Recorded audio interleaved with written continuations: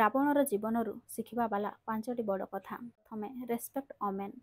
ନାରୀକୁ ସମ୍ମାନ କରିବା ଆରମ୍ଭ କରିଦିଅନ୍ତୁ।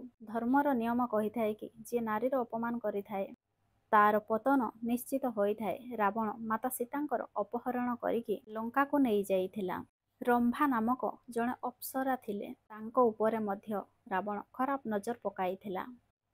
ଯେତେବେଳେ ସ୍ୱର୍ଗରେ ପହଞ୍ଚିକି ରମ୍ଭା ଉପରେ ଖରାପ ନଜର ପକାଇଥିଲା ରାବଣ, ସେହି ସମୟରେ ରମ୍ଭାଙ୍କର ସ୍ୱାମୀ ନଳ କୁବେର ସେହିଠାରେ ଅଭିଶାପ ଦେଇଥିଲେ ତୁମର ଅନ୍ତ ନିଶ୍ଚିତ ହେବ।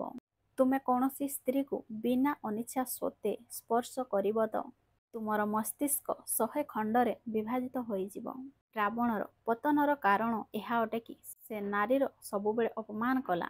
ରାବଣ ବହୁତ ଅହଙ୍କାରୀ ଥିଲେ, ସେଥିପାଇଁ ଅହଙ୍କାର ଠାରୁ ବଞ୍ଚିକି ରୁହନ୍ତି। ରାବଣର ପତନର କାରଣ ଥିଲା ତାର ଇଗୋ। ତା ପାଖରେ ସବୁ କିଛି ଥିଲା କିନ୍ତୁ ତାର ଇଗୋ କେବେ ତୃପ୍ତ ହେଲା ନାହିଁ। ତୃତୀୟରେ, ରାବଣର ଜୀବନରେ କିଛି ଭଲ ଥିଲା।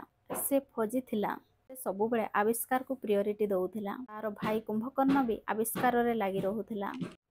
ରାବଣର ପତ୍ନୀ ମନ୍ଦୋଦରୀକୁ କୁହାଯାଇଥାଏ କି ଶତରଞ୍ଜିର ଆବିଷ୍କାର କରିଥିଲେ। ଚତୁର୍ଥରେ, ରାବଣର ଜୀବନ ଶିଖାଇଥାଏ କି ସେ ତପସ୍ୱୀ ଥିଲା।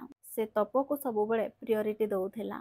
ଭଗବାନଙ୍କୁ ପ୍ରସନ୍ନ କରିବା ପାଇଁ ସେ ବହୁତ ଲମ୍ବା ସମୟ ପର୍ଯ୍ୟନ୍ତ ବସିକି ରହୁଥିଲା। ଯେ ପର୍ଯ୍ୟନ୍ତ ପ୍ରଭୁ ପ୍ରସନ୍ନ ହୋଇ ନ ଯାଆନ୍ତି, ତାର ମନ ଲାଖି ତାକୁ ବର ନ ଦେଇ ଦିଅନ୍ତି, ସେ ପର୍ଯ୍ୟନ୍ତ ସେ ତପ କରି ଚାଲୁଥିଲା। ପଞ୍ଚମରେ, ରାବଣର ଜୀବନ ଶିଖାଇଥାଏ ପ୍ରତ୍ୟେକ ମଣିଷ ମଧ୍ୟରେ ଭଲ ଖରାପ ଅଛି। ଆମ ଭିତରେ ଥିବା ଖରାପକୁ ମାରିବାର ଅଛି, ଭଲକୁ ବିଜୟ ଦେବା ଅଟେ।